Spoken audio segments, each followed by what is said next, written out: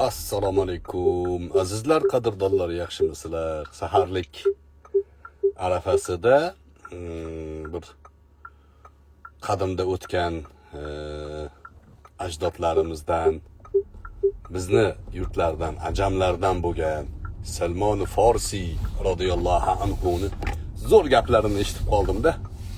Bir joyda shuni sizlarga ilinmoqchiman.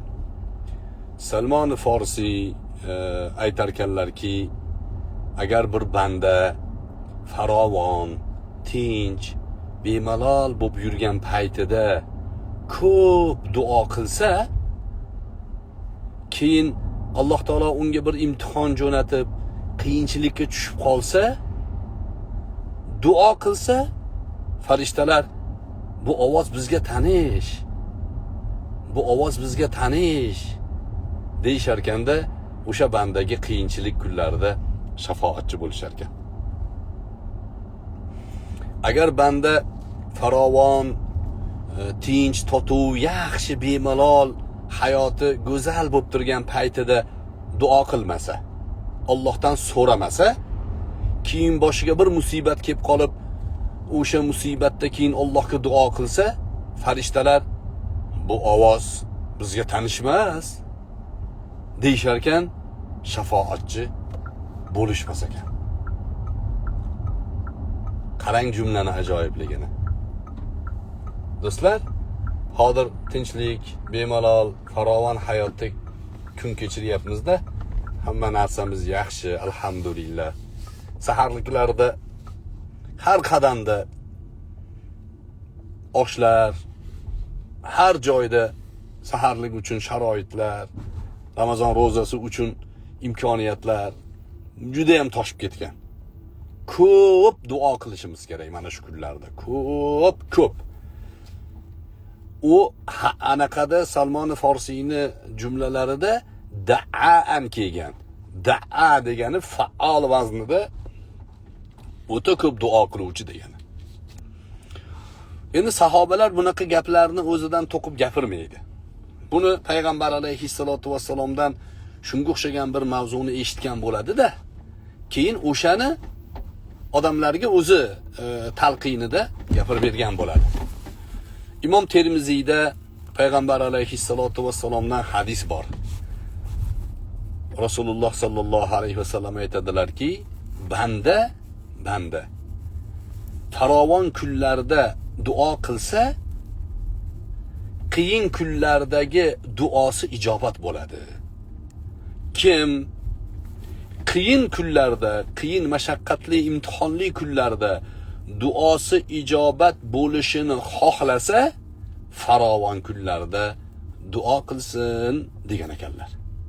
Payg'ambar alayhissalatu vassalomning mana shu hadislari, bu sahih hadis, bu Imom Termiziyda kelgan. Shu hadislari Salmon Farsi radhiyallohu anhuni jumlalaridagi, ya'ni ma'no mana shu hadisdan olingan deb men endi o'yladim. Demak, qisqaroq bir manfaat deb bo'lgan bo'lsa duo qilasizlar. Farovon kunlarda duo qilaylik. Duo degani faqatgina Allohdan nimanidir so'rash emas. Duo degani Alloh subhanahu va taologa shukr qilish. Ey Parvardigoro, yetkazganingga shukr.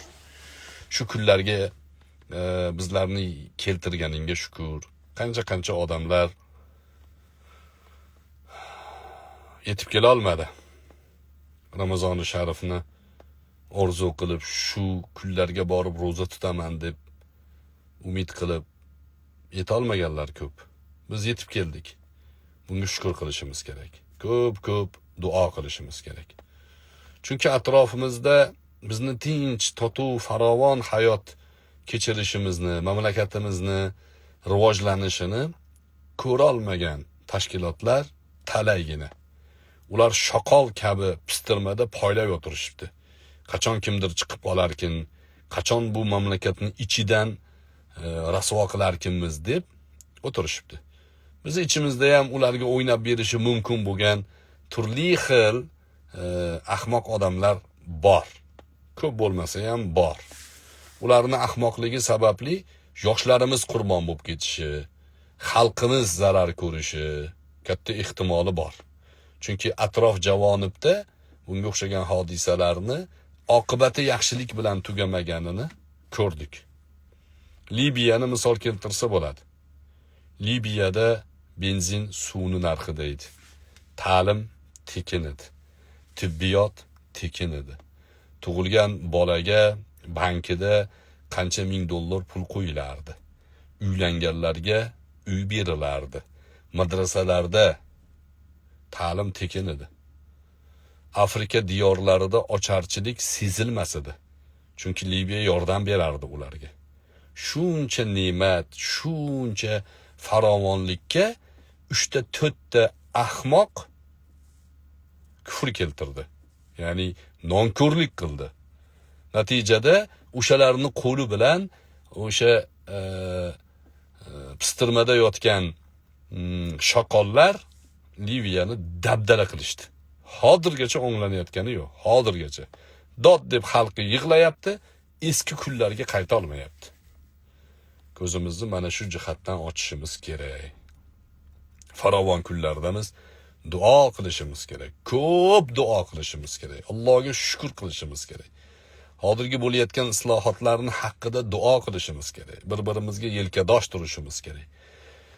Namozda saflar barobar bo'lsin, yelkalar bir-biriga tegib tursin, oramizga shayton kirmasin degan gap hayotda ham muhim.